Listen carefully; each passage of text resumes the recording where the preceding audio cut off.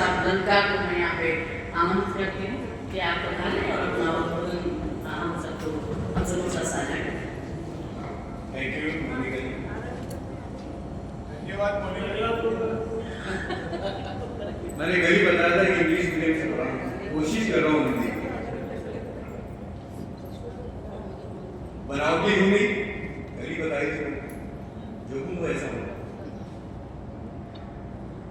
मंच पे मौजूद मेरे बड़े भाई और आज के कार्यक्रम के मुख्य अतिथि डॉक्टर के रट्टू सर,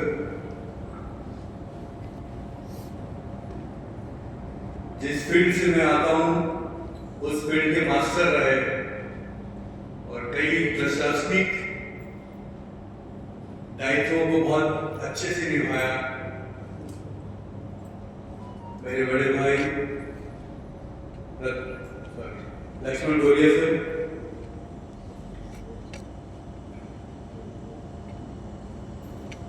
भोपाल से आए हमारे बड़े भाई जिनसे मैं बहुत जिसे कह सकता हूँ कि प्रभावित हूँ। हमारे अरविंद मिश्र जी मेरे साथ रहे थे 3 दिन चित्तौड़गढ़ में, और प्रमोद रामा सर नीमच से आए, उन्होंने कल तो समय ही मान दिया था नो डाउट। और हमारे बीच में मेवाड़ की बहुत ही चर्चित, बहुत सक्रिय, लेकिन इसमें एक बात कहूंगा कि सलूंगर में आपका मुझे साथ नहीं मिला। हमारी बड़ी बहन डॉक्टर विमला भंडारी और आप सभी मेरे अनुज अग्रज और मित्रों,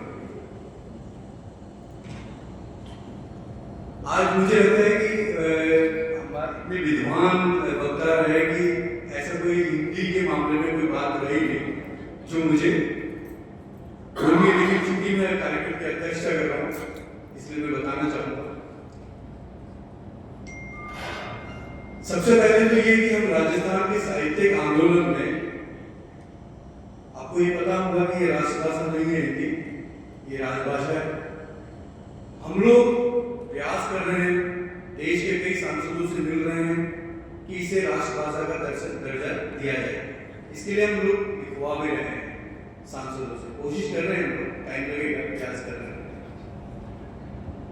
रट्टू सर ने बहुत अच्छी बात कही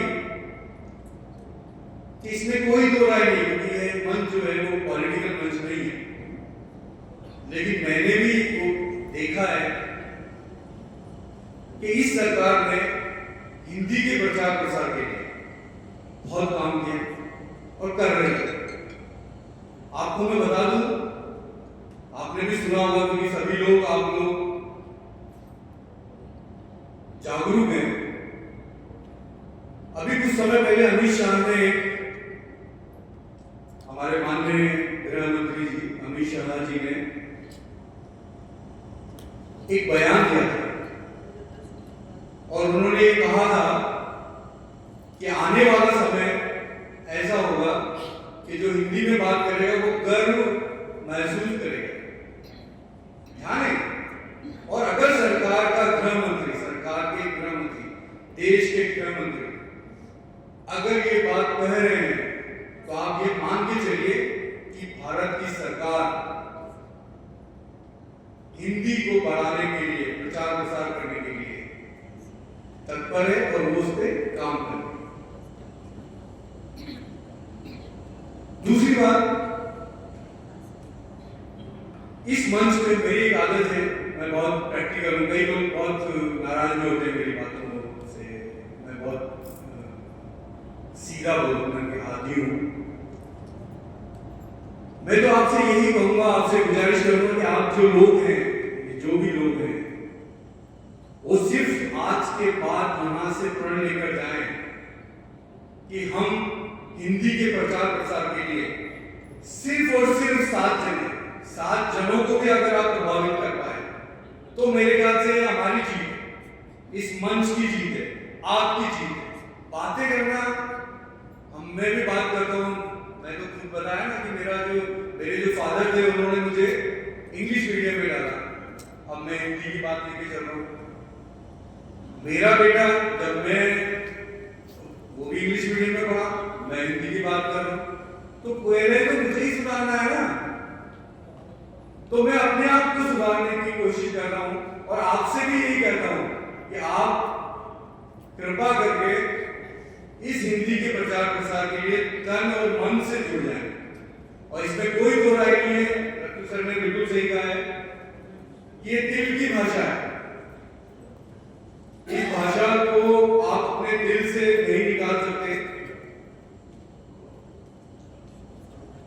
दूसरी एक बात और कहना चाहूंगा, सरकारें जो भी होती हैं, कोई भी सरकार, आप में दम होना चाहिए।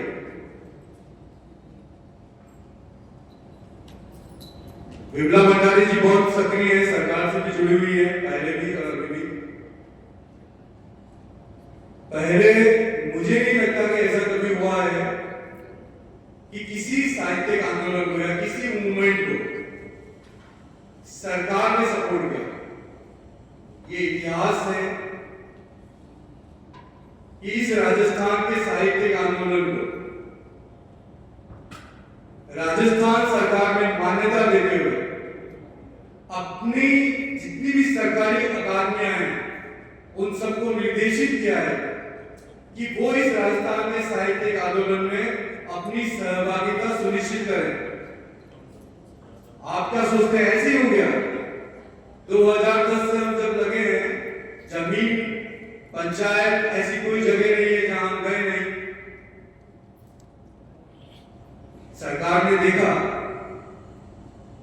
पूर्व सरकार ने भी देखा, हम ऐसी जगह भी गए जहां बहुत अनुभव मेरे 2010 से अभी तक लगातार महीने में 3 कार्यक्रम पढ़े करता हूँ पूरे स्टेट में जाके and colleges and school universities इसमें अलग जा रहा हूँ इस भारतीय संस्कृति को लेकर काम करने में विश्वास करता हूँ। खुदबाजी मुझे पसंद है, मैं करता हूँ जो कि मेरे साहित्यकारों में है, पत्रकारों में तो है ही, साहित्यकारों में भी। जो अग्रज है वो अग्रज ही रहेगा। के रत्तू सर मेरे बड़े भाई रहेंगे। जो गुटबाजी है वो ये हो कि हम अच्छा लिखे, बातें बड़ी बड़ी नहीं, अच्छा लिखो, अच्छा लिखेंगे पाठकों तक जाएगी, इसमें कहीं कोई दो राय नहीं है, लोग पढ़ेंगे। आप यकीन मानिए, कड़वी बात बताता हूं, किताबें बहुत छप रही है, बहुत अच्छी बात है। मैं अपनी किताब देता हूं बोलिए सर को, और बोलिए सर अपनी किताब देते हैं मुझे, हम दोनों एक दूसरे की पीठ को थपथपाते हैं, पढ़ते नहीं है। गलत फहमी मत रही है, कड़वी बात है, सच यही है। मेरी एक कहानी संग्रह है, मैं 25 सालों से लिख रहा हूं, जर्नलिज्म में हमें 32 ईयर्स है। जमीनी आदमी हूं, सहज सोचना और सहज रहने की आदत है, काम बहुत किया है। उस प्रकाशक ने, मैं सुनना, उस प्रकाशक ने सकुता में उस प्रकाशक ने 100 किताबें छापी मेरी, ठीक है। चूंकि वो अकादमी को वो थी तो अकादमी को 30 किताब दे दी। मैंने कहा जो अकादमी देगा वो तुम्हें दे दूंगा, बात खत्म। मेरी आज्ञा के बात कर रहा हूं।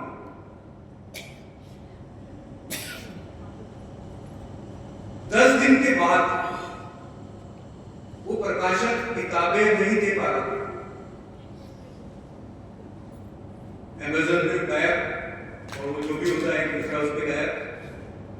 मुझे शिकायतें आने लगी, मैंने उसको फोन किया प्रकाशक को, मैंने कहा भैया ये क्यों? तो बोले सर अब तो किताब ही नहीं छापते हैं, बिकती नहीं है। असली बात है ये, आप किताबें लेते हैं, उसको खरीदते हैं और उसको बांटते हैं, ये जी लीजिए, आप ये लीजिए।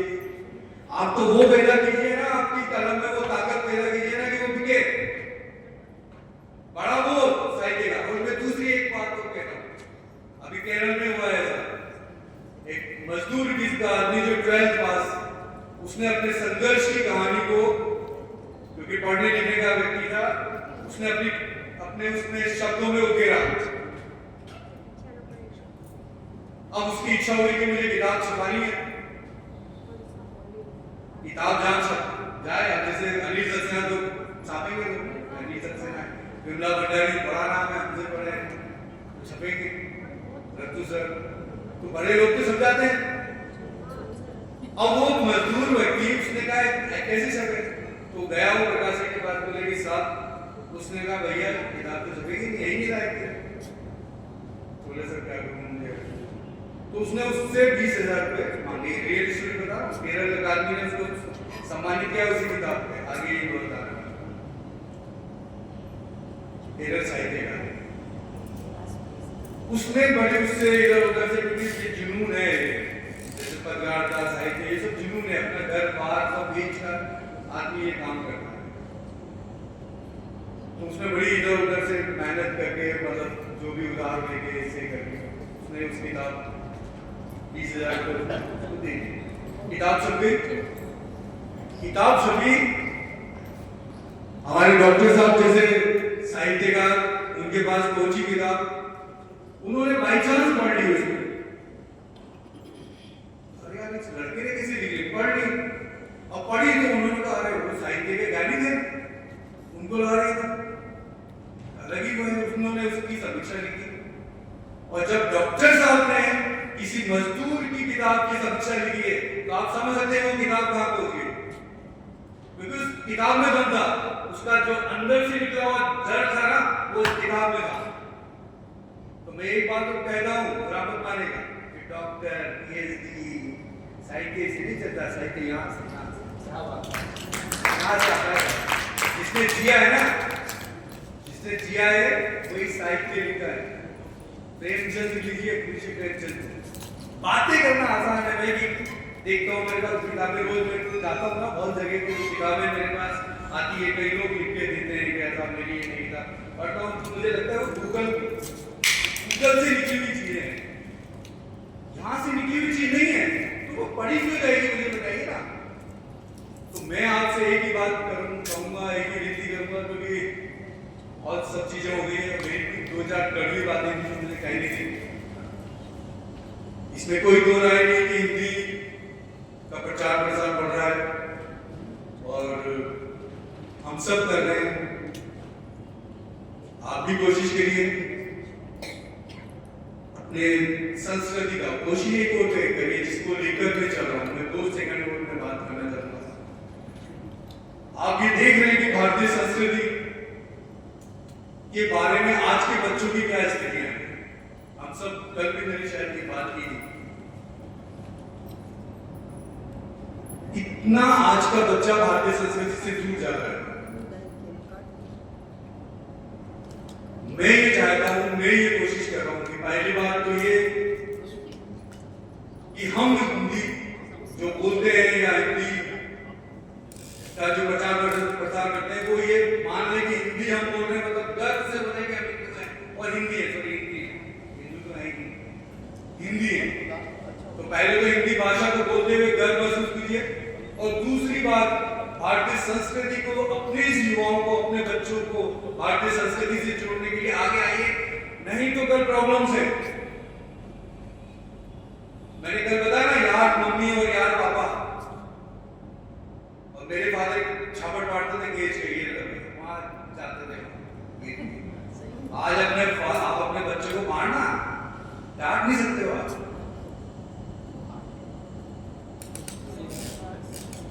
तो मैं यही कहूंगा कि बहुत सारी चीजें हैं, हमें भारतीय संस्कृति को युवाओं से जोड़ना होगा, बच्चों को किताबों से जोड़ना होगा,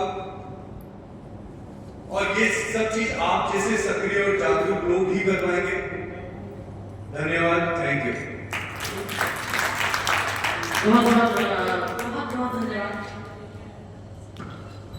एक सच्चा पत्रकार वही होता है जो सदैव पत्रकार है, निर्भीक, निडर, बेबस।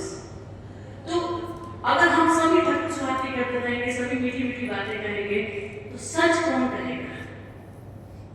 तो उस सत्य और सत्य हमेशा कड़वा ही होता है। दवाइयाँ हमेशा कड़वी ही होती हैं, लेकिन वो कड़वी दवाइयाँ ही हमारे लिए गुणकारी होती हैं।